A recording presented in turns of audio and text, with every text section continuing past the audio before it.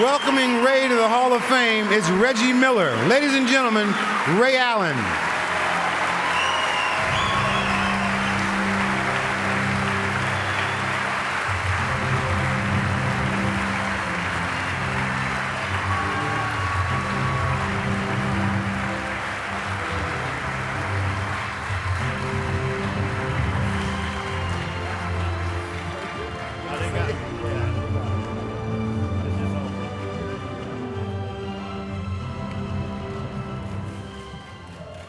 So finally, I was sitting here thinking, and I watched so many great speeches tonight, and there's one person that's not here that I have to mention their name.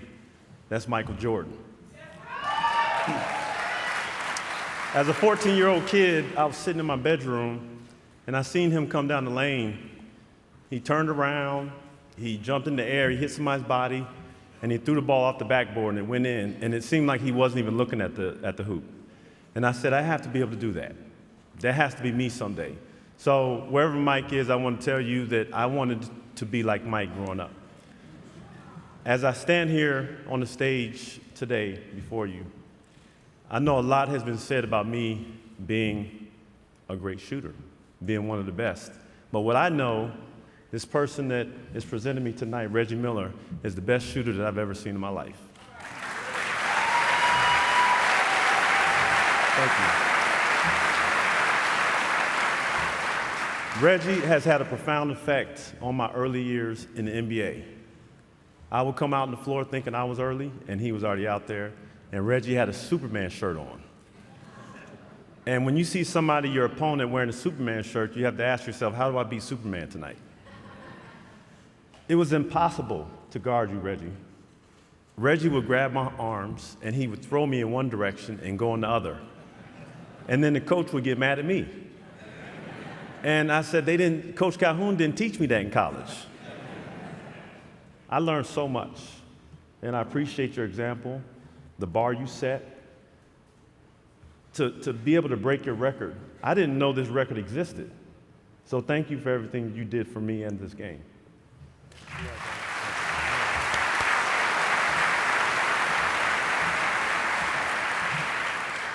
So, in Reggie's eyes, in my eyes for Reggie, it seemed like he had a plan for everything. I knew I had to plan if I wanted to be successful. So growing up, I lived in many different places because my dad was in the U.S. military. He was a metals technician in the U.S. Air Force. My dad, thank you. My dad, Walter Ray Allen Sr., he was quite an athlete himself. He played semi-pro football and basketball on the bases where we lived. While my mom, Flora Allen Hobson, she played basketball as well. She was tough. Her nickname was Truck. She definitely would run you over if you got in her way. Basketball was definitely the family sport, for sure. My parents, they instilled a competitiveness in all of us. Me, my brother John, my sister Kim, my sister Christy, Talisha. We all played every sport growing up. So if you can only imagine in our household, some of the greatest competitions took place over who had control of the TV remote. As a kid, I was coached by two of the most influential coaches that I had in my life, in Jeff Lynch and Phil Pleasant. Thank you, Jeff and Phil.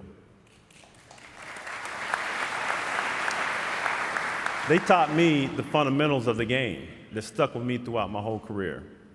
They exemplified the idea that it takes a village, a community, to raise a child. As a kid, we moved to Shaw Air Force Base in Sumter, South Carolina, where I learned to take my game to another level. At Hillcrest High School is where I groomed my talents under the tutelage of Coach James Smith. I played ball every weekend at the base gym with my dad in the men's station at Shaw Air Force Base. And these guys definitely didn't take it easy on me. Those days were where I made a lot of my growth. I spent the summers playing AAU ball, which attracted many coaches from around the country. And one in particular, Coach Jim Calhoun.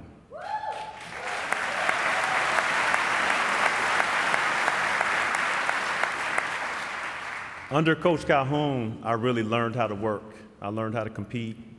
I learned how to be a better person. I learned how to eat breakfast. So many things today that stuck with me. And Coach Calhoun told me a long time ago, I was walking off the floor with a few of my teammates, and we're all like, we had a great practice, and I'm thinking that I had a great, or did a great job. And he calls me over to him, and he said, did you make 100% of your shots? And I said, probably about 85.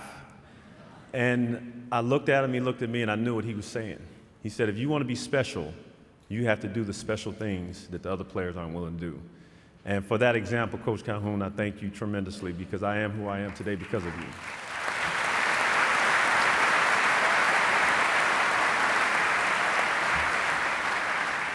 The University of Connecticut is where I made most of my bonds. You know, some of my best friends, my best brothers, Kevin Ollie, Donnie Marshall, Danielle Marshall, Rudy Johnson, Kurt King, Marcus Thomas, Ruslan Yatkin, Brian Fair, so many young men that helped me figure out who I was in life.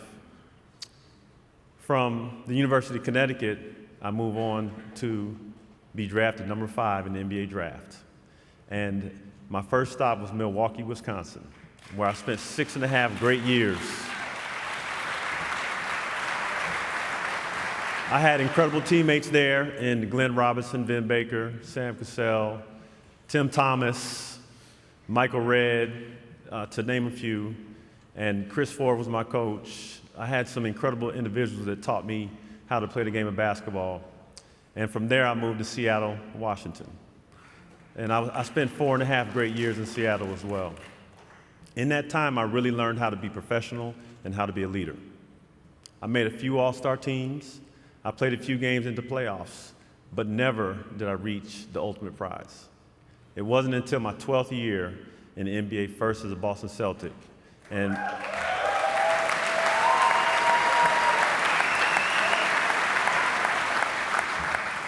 where in my 12th year, I paired up with a couple of future Hall of Famers in Paul Pierce and Kevin Garnett.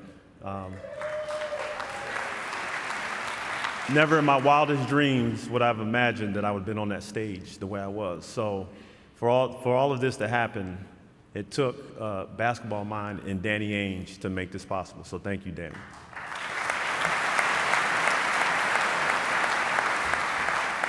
In my 17th year, I ended up with the glorious Miami Heat franchise, where I won my second NBA championship and ultimately playing with 3 future Hall of Famers in Chris Bosh, Dwayne Wade, and LeBron James. Which, again, wouldn't have been possible without the tutelage of Eric Spoelstra, Pat Riley, for sure. Thank you, Pat, and thank you, Eric. Those 2 championship years, as some of us in this room know, were some of the hardest years that I've ever experienced in my life. The constant grind and the feeling of never being good enough kept us working. I really learned on the days, the nights that we won championships, you think you want to go out and celebrate, you think you want to go out and party, but those days, you realize that you didn't win the championship on that day, on that night. You won a championship that day when you got up, when you had 2 games or 4 games in 5 nights. You went up and you went to practice every single day. That's when you became a champion. Repeating those boring old habits every single day, performing your craft, getting up, getting on the treadmill first, eating breakfast every morning. You got to remember that. Hitting the gym, getting on the treadmill, lifting weights, and again, getting shots up. This was my routine every single day. And what's so incredible about it is that I loved it. I wouldn't have rather been anywhere else in the world. And oftentimes, in committing so much to basketball meant that some other relationships in my life would suffer. Most of us in this room know this all too well. We have strived for the ultimate pursuit of perfection, oftentimes missing holidays, missing birthdays, and countless other activities at home. Through this whole journey, I had an incredible partner by my side this whole time. My wife, my beautiful wife, Shannon, thank you so much.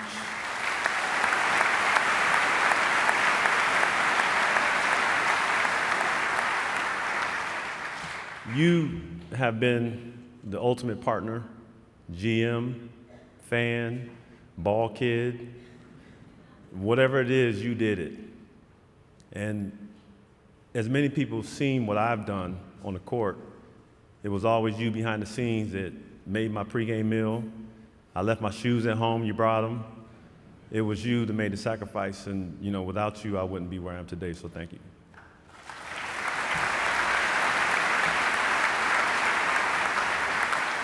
This is not a me award. This is all about us. We all sacrificed.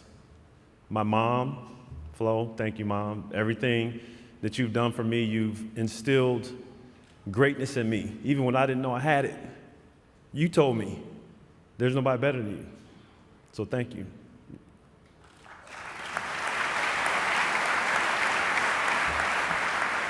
My dad, he's the greatest shooter in our household. My dad could shoot with his left hand and his right hand.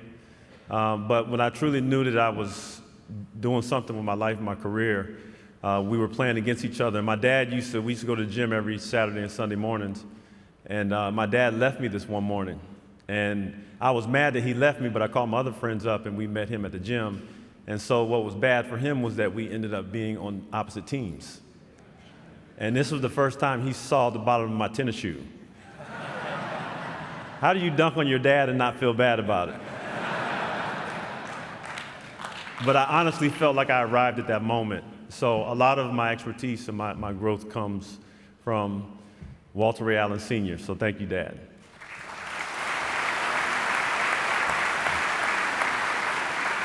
John, Talisha, Kim, Christy, you guys, no matter where I went in life, I always knew that I had to represent, the Allen children. So thank you for always pushing a good example and always being in my corner.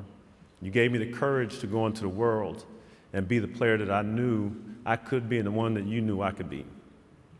To my kids, you are the best of me. You are my greatest legacy. Tiara, you're an amazing individual.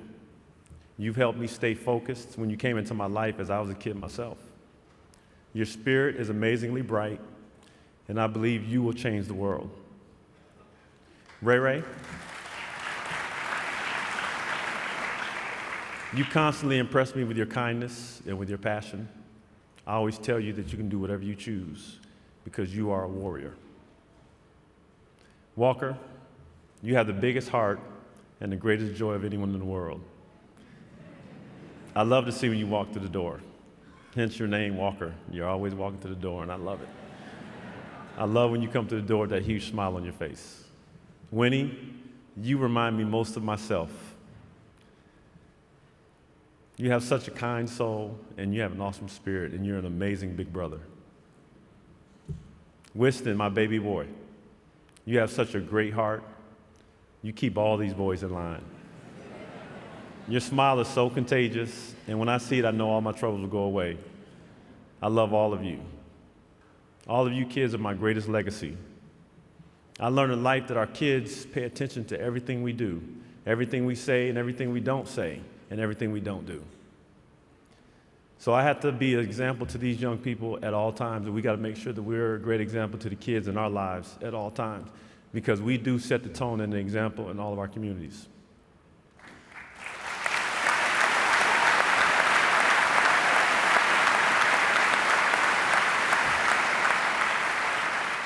I tell every young person that the orange ball is truly magical. The things it's done for me, the people it's allowed me to meet, the places that I've been able to travel to, the world it's exposed me to, the things I could have never imagined. Truly an incredible journey. I played in the Olympics in 2000 with the USA team.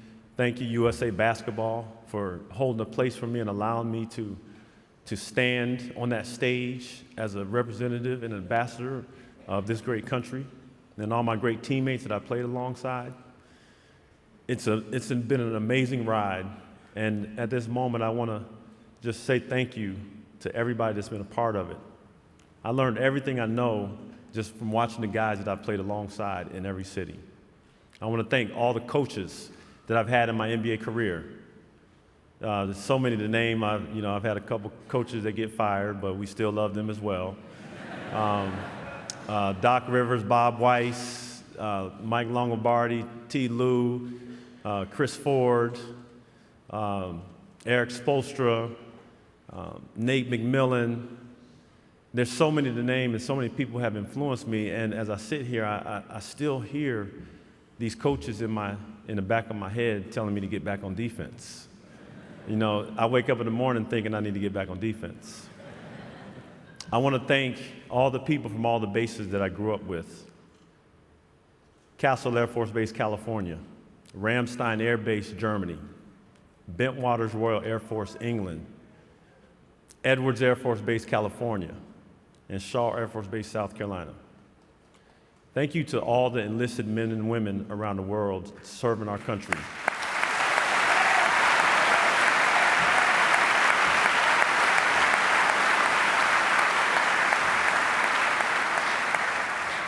If I didn't play in the NBA, I certainly would have been going toe-to-toe with these people all over the world, protecting this great country of ours. I want to thank the cities that have taken me in and allowed me and my family to be a part of their community. Storrs, Connecticut. Milwaukee, Wisconsin. Seattle, Washington. Boston, Massachusetts. And Miami, Florida. I loved every place that I lived, and I met some incredible people in each of these cities that will be family for life. My only regret is that I had to leave, but I want you all to know that you will always be a part of my heart and my family, and I'll be always a part of your communities. I don't believe in talent. I'm here because I worked hard my whole life. Without that work, no one in this room would know who I am except my family. So to all the kids around the world watching, paying attention, and aspiring to be like one of us or even on the stage someday, put the work in and watch the magical ride you go on. Thank you to the Hall. Thank you, Fran, for your amazing work that you put in this week. Thank you to all of my fellow inductees. What an amazing class that I'm a part of, being able to parallel some of the careers that I've had the opportunity to parallel and play against some of you guys and grow up watching and admiring you. You set such a great example for us all, and you continue to set that same example. So I'm humbled and honored to sit here and be a part of the class of 2018. Thank you all.